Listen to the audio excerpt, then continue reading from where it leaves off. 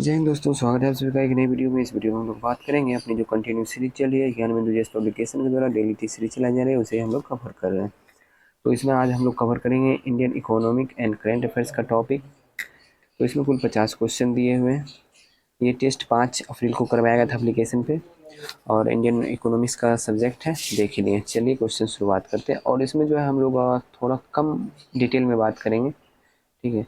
और वैसे भी इसमें ज़्यादा डिटेल में बात करने के लिए कुछ है नहीं, क्योंकि करंट अफेयर्स रहेगा 25 क्वेश्चन और 25 क्वेश्चन इकोनॉमिक्स रहेगा, तो इकोनॉमिक्स में थोड़ा बहुत होगा डिटेल। करंट अफेयर्स में क्या डिटेल होगा, करंट अफेयर्स ओनली क्वेश्चन रहता है। चलिए स्टार्ट करते हैं। क्वेश्चन नंबर 1 है, गरीबी तथा अर्थव्यवस्था का अल्प विकास दोनों ही एक दूसरे के पर्यायवाची हैं। निम्नलिखित में से कौन सा विकल्प उपयुक्त कथन को प्रमाणित करता है? कौन सा कथन प्रमाणित करता है? ऑप्शन पढ़ लेते हैं। एक देश गरीब इसलिए होता है क्योंकि देश अल्प विकसित है। ये बात बिल्कुल सही है कि एक देश गरीब इसलिए है क्योंकि वह अल्प विकसित है। और ये भी बोल सकता है एक देश अल्प विकसित इसलिए है क्योंकि वह देश गरीब है। ये बात भी सही है, दोनों सही हो जाएगा इसमें। एक देश अल्प विकसित है इसलिए बना रहता है क्योंकि वह गरीब है, ये भी सही है। गरीबी तथा अल्प विकास दोनों में स्वयं बढ़ने तथा बढ़ाने की प्रवृत्ति है, बिल्कुल सही बात है। इनमें से सभी इसका आंसर हो जाएगा। और अब मैं आपको देखिए, अब बोलते हैं कि भारत में इतने परसेंट गरीब हैं, मतलब ऐसा कुछ आंकड़ा निकाला जाता है। तो आप गरीब का मतलब आप क्या समझते हैं? आप क्या समझते हैं गरीब का मतलब? तो आप क्या समझते हैं उससे कोई लेना देना नहीं है। अर्थशास्त्र या अर्थव्यवस्था या भारत सरकार किसे गरीब मानती है वो जानना आपके लिए बहुत ज़्यादा ज़रूरी है। भारत सरकार के अनुसार भारत में गरीब की श्रेणी में उनको रखा जाता है जिन्हें रोज़ या प्रतिदिन 2100 कैलोरी ऊर्जा नहीं मिलता है, उन्हें सिर्फ गरीब की श्रेणी में रखा जाता है। फिर से सुन लीजिए, जिन्हें 2100 कैलोरी ऊर्जा प्राप्त नहीं होता है एक दिन में, तो उन्हें गरीब की श्रेणी में रखा जाता है। मतलब वो इतने के लायक भी नहीं है तो वो गरीब है। आगे बढ़ते हैं। इस आर्थिक क्रिया को क्या कहते हैं जिसका संबंध वस्तुओं और सेवाओं की उपयोगिता का मूल्य वृद्धि करने से है? तो इस आर्थिक क्रिया को क्या कहते हैं जिसका संबंध वस्तुओं तथा सेवाओं की उपयोगिता या मूल्य वृद्धि करने से है? बताइए। तो इसे कहते हैं उत्पादन। क्या कहते हैं? उत्पादन। नेक्स्ट, बाजार का ऐसा स्वरूप जिसमें किसी वस्तु का साधन का अकेला विक्रेता तथा क्रेता मौजूद हो, उसे क्या कहते हैं? देखिए, हाँ, क्वेश्चन आ गया कि बाजार का एक ऐसा स्वरूप जिसमें किसी वस्तु या साधन का अकेला विक्रेता और अकेला ही क्रेता मौजूद हो, उसे क्या कहते हैं? द्विपक्षीय एकाधिकार। मतलब दोनों पक्ष से उसका अकेला अधिकार है, ठीक है। और इसी क्वेश्चन में रहता कि दो विक्रेता और दो क्रेता, तो वो हो जाता है द्वि-अधिकार। निम्नलिखित में से कौन सा एक आर्थिकेतर वस्तु का उदाहरण है? आर्थिकेतर वस्तु का मतलब आप लोग समझते हैं। देखिए, इसमें दो प्रकार की चीज़, दो श्रेणी में मतलब बांटा जाता है। एक होता है आर्थिक वस्तु या आर्थिक सेवा, दूसरा होता है आर्थिकेतर वस्तु या आर्थिकेतर सेवा।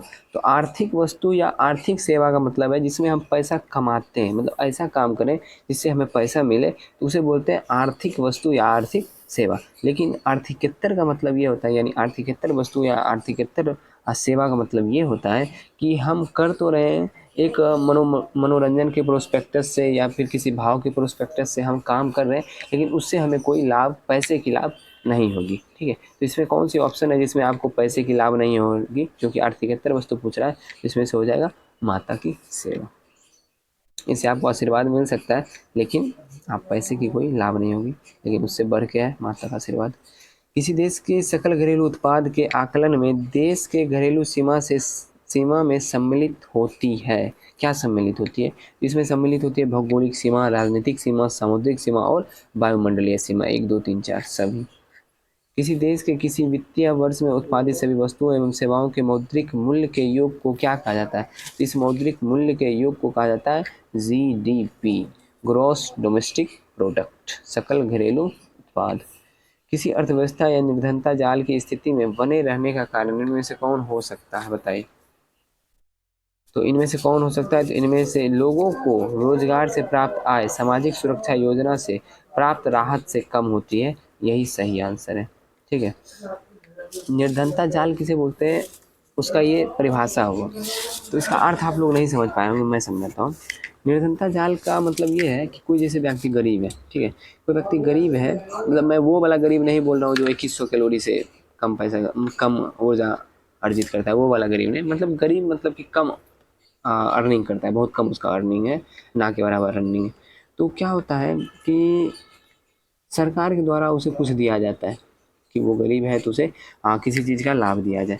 तो उसी चीज़ का लाभ जो है,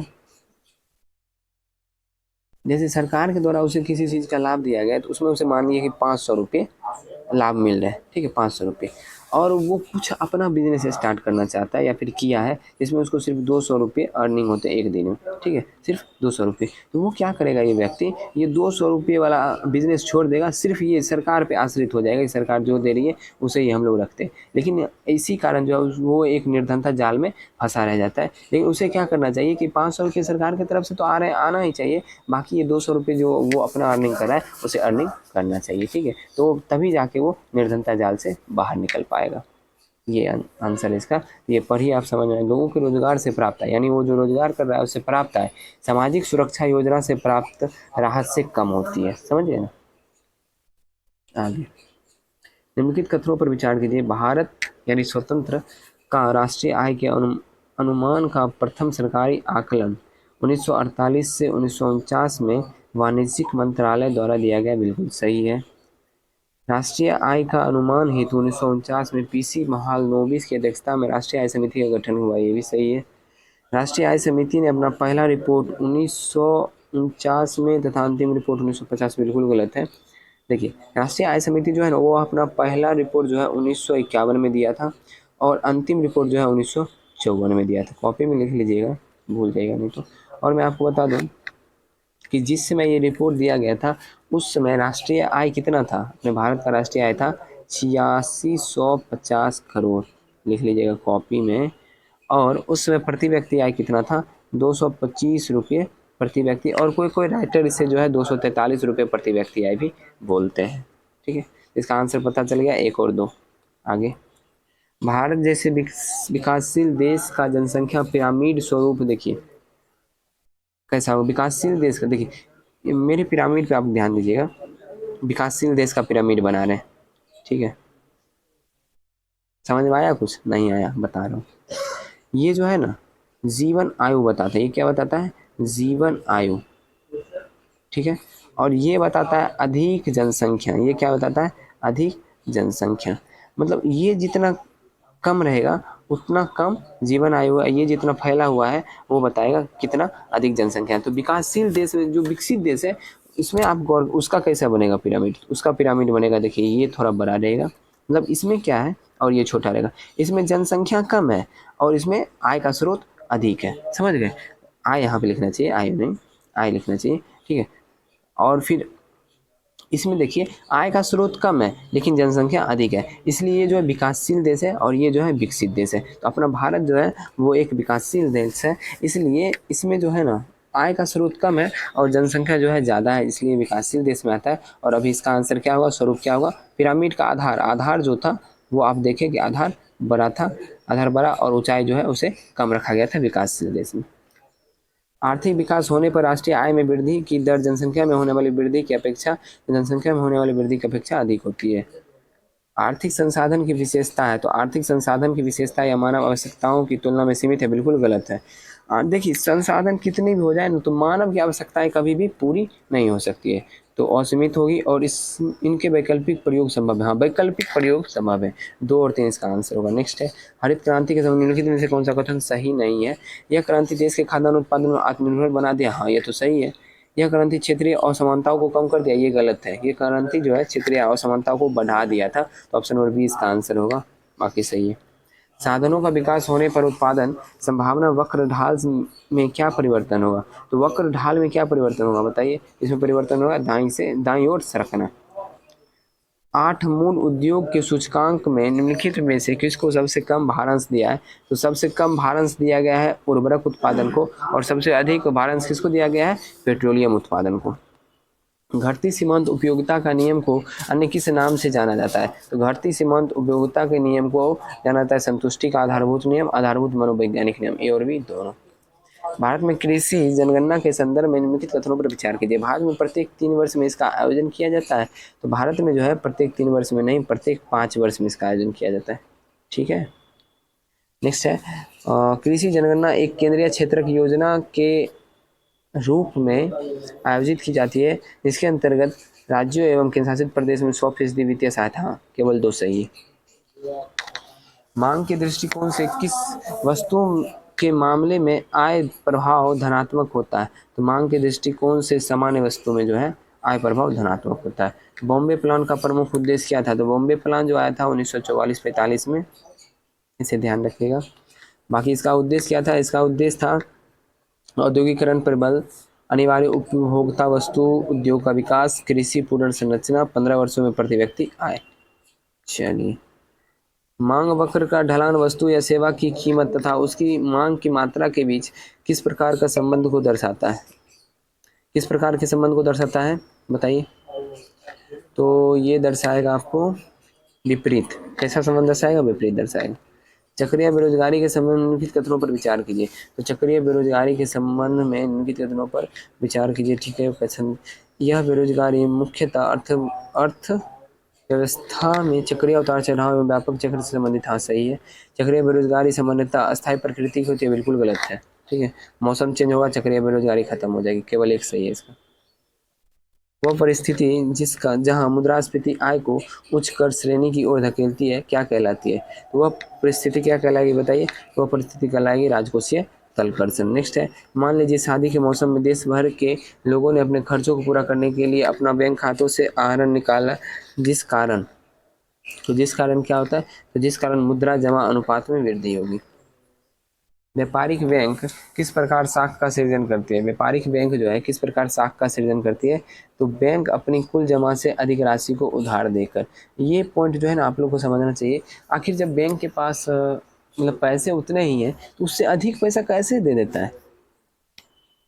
तो बैंक को ये पूरा कैलकुलेशन पता है कि किस तरह से लोग खर्च करेंगे और किस, जैसे मान लीजिए बता रहा हूँ आपको, छोटा सा एक एग्जाम्पल देता हूँ, समझने का कोशिश कीजिएगा। बैंक के पास 50 रुपया है, ठीक है, सोचिएगा, दिमाग लगाने का चीज़ है। तो बैंक से जैसे कि हम गए मांगने के लिए, मुझे 50 रुपये का ऋण चाहिए, तो मुझे वो 50 रुपये ऋण दे देगा और बोलेगा, मतलब कि वो जानता है कि हम 50 रुपये ले तो लिए लेकिन हम तुरंत खर्च थोड़ी ना कर देंगे, ये तो उसको वो पता है। तो वो बोलेगा अभी खर्च नहीं कीजिएगा ना, तो हम बोलेंगे नहीं, थोड़ा थोड़ा अपना ज़रूरत के हिसाब से खर्चेंगे।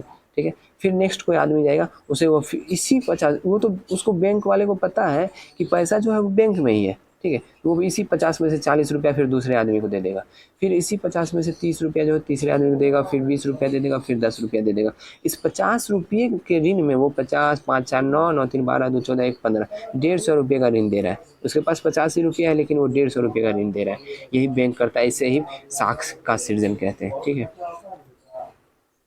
निम्न कथनों पर विचार कीजिए। मुद्रा बाजार को आरबीआई नियंत्रित करता है, तो मुद्रा बाजार को आरबीआई नियंत्रित करता है, सही है।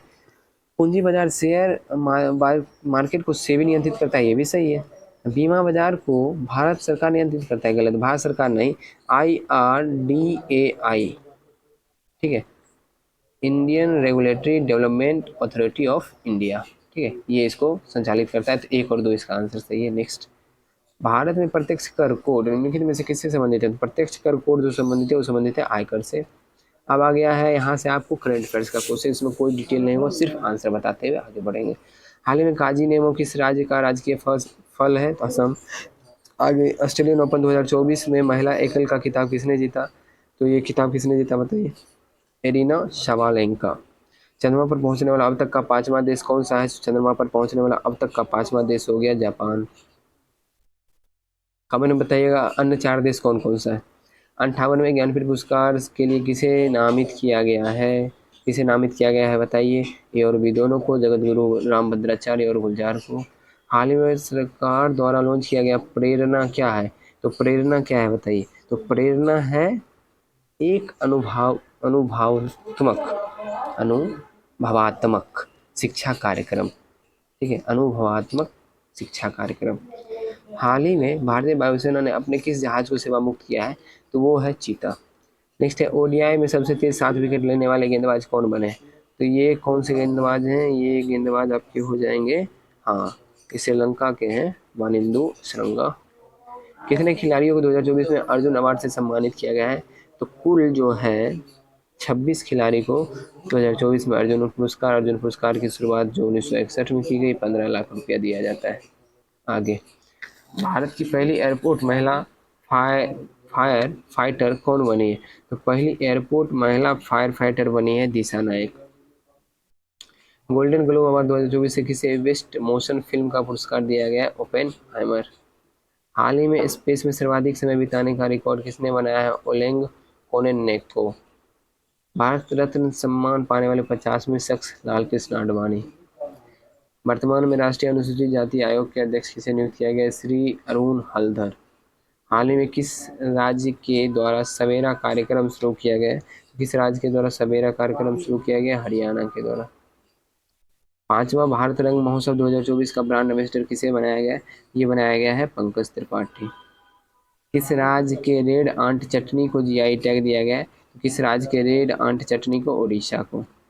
हाल में पंकज उदास का निधन हो गया, किस क्षेत्र से संबंधित है? तो पंकज उदास का जो निधन हो गया वो संबंधित है, गजल गायक है। ट्रैफिक ऑडिट कराने वाला पहला राज्य कौन बना है? तो ट्रैफिक ऑडिट कराने वाला पहला राज्य बिहार बना है। जातीय जनगणना शुरू करने वाला दूसरा राज्य बना है, तो जातीय जनगणना शुरू करने वाला दूसरा राज्य आंध्र प्रदेश बना है। हाल ही में अनुवादनी ऐप किसके द्वारा लॉन्च किया गया है? तो अनुवादनी ऐप किसके द्वारा लॉन्च किया गया है? केंद्र सरकार के द्वारा। सदा तंसिक अभ्यास 2024 भारत और किस देश के बीच हुआ है? तो सदा तंसिक अभ्यास जो हुआ है सऊदी अरब और भारत के बीच में हुआ है। 19वां कूटनीतिक शिखर सम्मेलन 2024 कहाँ पे हुआ है? कंपाला में हुआ। कंपाला किसकी राजधानी है? कमेंट में बताइए। भ्रष्टाचार धारण सूचकांक 2023 में भारत का स्थान क्या है? तो भारत का स्थान आपका 93 है। निम्न में से किसे भौतिक का नोबेल पुरस्कार 2023 नहीं दिया गया है? तो नहीं दिया गया है का बात बोल रहा है, तो पियरे नहीं, इसमें पियरे को तो दिया गया, एलेक्सी एकिमोव को। किसको? एलेक्सी एकिमोव को, क्योंकि इसे इन्हें जो है रसायन का नोबेल पुरस्कार दिया गया था। चलिए आगे बढ़ते हैं। विजय हजारे ट्रॉफी 2023 की विजेता कौन सी टीम बनी है? वो टीम है हरियाणा। सेट समाप्त हो गया। आशा करता हूँ सेट पसंद आया हो। सेट पसंद आया वीडियो को लाइक कर दीजिए, चैनल पर नए आए चैनल को सब्सक्राइब कर लीजिए, उन दोस्तों को जरूर शेयर कीजिएगा जो इसे खरीद के नहीं पढ़ सकते हैं, ठीक है। और ये जो सेट है वो अब खत्म ही होने वाला है। 9 अप्रैल से फिर से नया सेट स्टार्ट करने वाले हैं सर एप्लीकेशन पे, तो देखते हैं आप लोग अगर बोलेंगे तो फिर से बाय करके फिर से स्टार्ट किया जाएगा, ठीक है ना। चलिए मिलते हैं नेक्स्ट वीडियो में। जय हिंद।